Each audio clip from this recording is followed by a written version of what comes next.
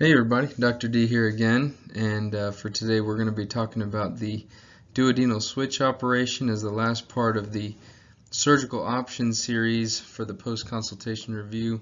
As always, it's a pleasure to be talking to you here from Beltline Health, and I hope you find this informative. And if you haven't done so already, feel free to watch the introduction.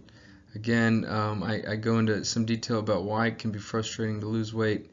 And then so far I've already covered the sleeve bypass and the SADI operations. Now we're going to talk about the fourth and final weight loss surgical option, the most effective surgery actually, which is the duodenal switch. The full name of this surgery, if we were writing it on a consent today, would be biliopancreatic diversion with duodenal switch.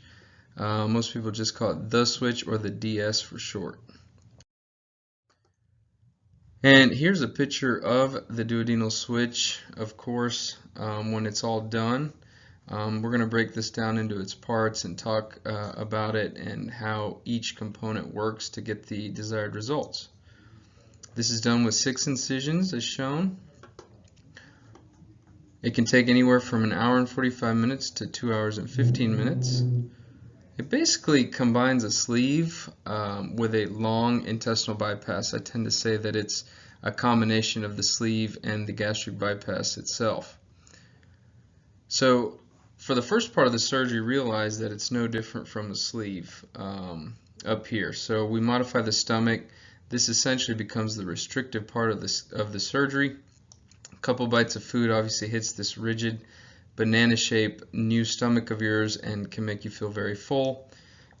You get the added metabolic effects of, removing this part of the stomach. We think is the primary reason we can drop our circulating ghrelin levels or hunger levels, and through more complex biochemistry can alter that metabolism too for about a year after surgery.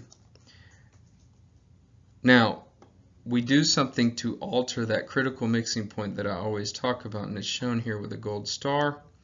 In this surgery, we're going to bypass several feet of intestine and divide the intestine down here and actually reroute the intestine and connect it to the end of the sleeve. We do that right after actually sitting right here is something called the pylorus. It's like a valve at the end of the stomach. It can control when the food you've eaten is partially mixed up and digested. It gets released into the bowel here, and we have a little bit of a control mechanism there.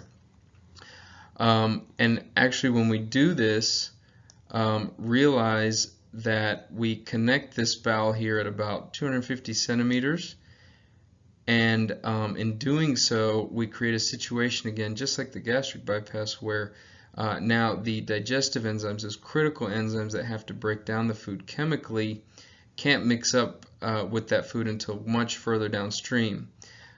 So you'll remember me saying that with the bypass we altered that mixing point so that it creates a common channel, the final bit of bowel left over where everything mixes. Remember at normal length, as you're sitting here watching this, not having had weight loss surgery, you have 16 to 20 feet of intestine that can absorb calories. With the bypass we made that 10 to 12 feet. With the SADI operation about 8 feet of common channel. And with the most extreme, also the most effective weight loss surgery, we get the amazing results we get because we essentially have made this a situation where the leftover bowel after that mixing point is about 4 feet, I estimate.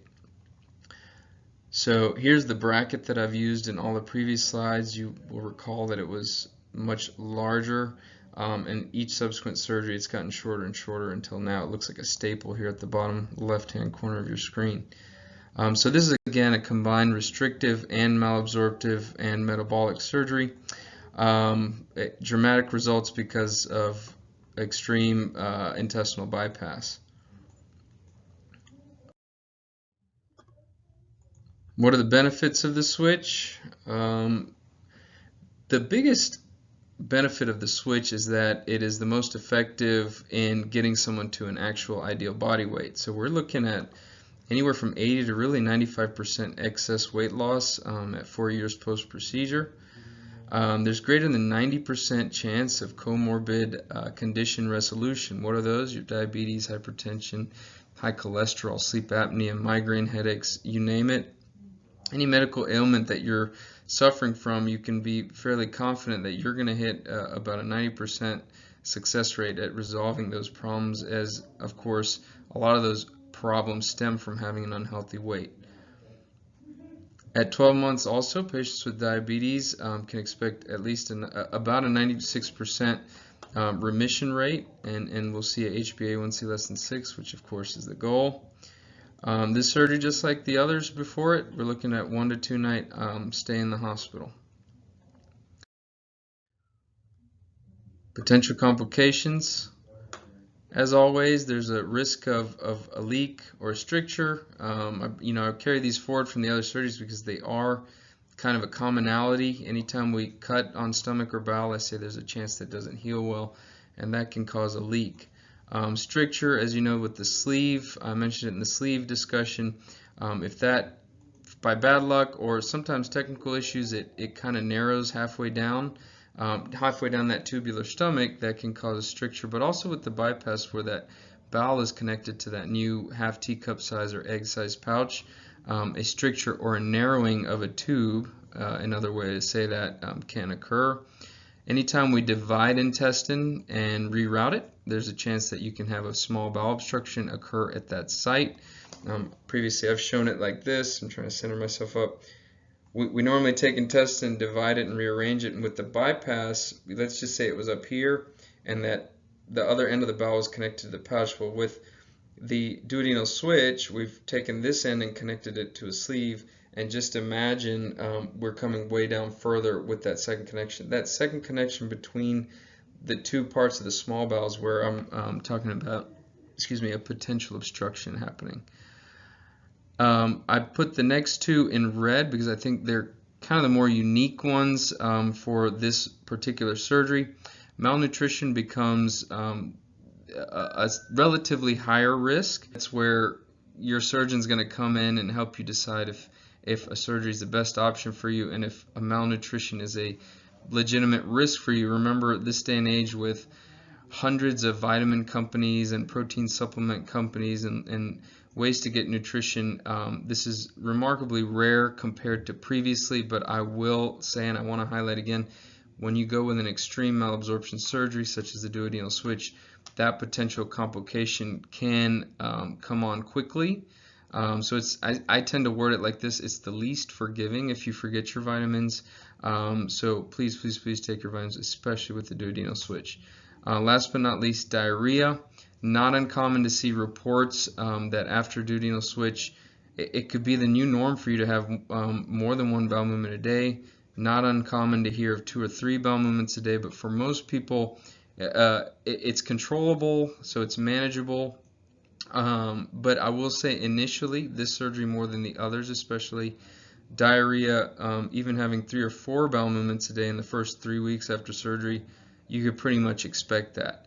Once we start advancing that diet to more solids, you get into your routine. Also, over time, not just after the first few weeks, but even over the first 2 years, that 4 feet of bowel, that new common channel, is going to adapt, so it increases its own absorption capacity. So I wouldn't worry that this diarrhea is going to be like a 5 to 6 time a day, oh my God, I got to run or something's going to happen to me kind of situation. If you read enough blogs and watch enough YouTube videos out there, you could be frightened into thinking that, but realize also some people are not strictly following the diet that we prescribe with the duodenal switch. That can exacerbate diarrhea. By and large, beyond a year, if we had good follow-up rates beyond a year, I think we would find that people's bowel has adapted, and it is possible to have 1 to 2 bowel movements a day, even with the duodenal switch. But I don't want to sugarcoat that. If that sounds awful to you and you don't want to mess with that, I think that's legitimate. And so be aware that there's a small chance that even if you do everything right, I would estimate 1 or 2% of people out there may really truly have a frequency of diarrhea that's unmanageable, and it's some factor we can't control for. That rearrangement of bowel and some genetic components may be a reason that diarrhea is worse for some than others.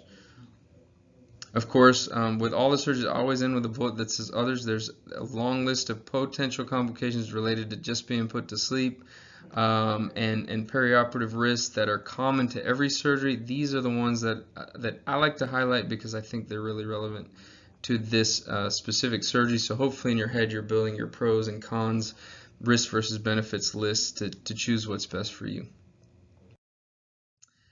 So that marks the end of the talk about the duodenal switch, often called the most extreme, but I like to think the most effective weight loss surgery.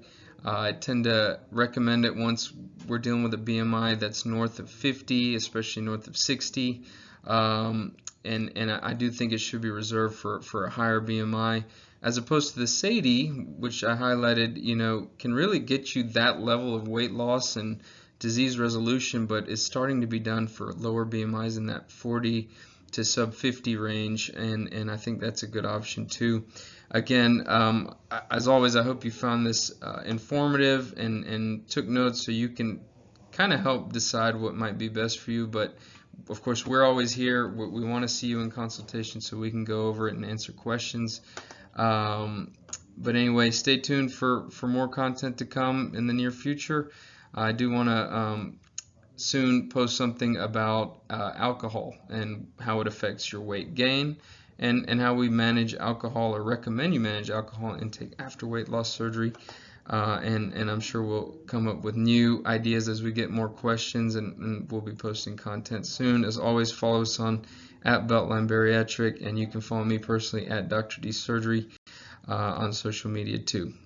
Stay healthy out there and have a good day.